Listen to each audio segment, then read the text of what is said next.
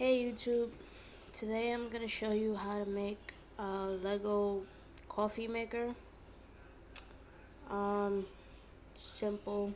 You'll need 5 pieces. You're going to need a 2x1 flat, 2x1 flat smooth, 1 stud, 1 cylinder piece, and a cup.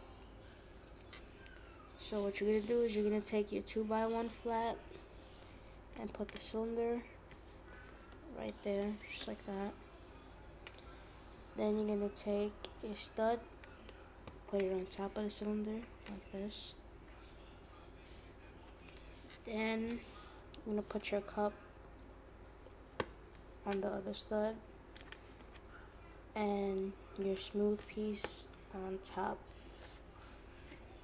And that's how you make a Lego coffee maker. Thanks for watching. Please rate, comment, and subscribe. Bye.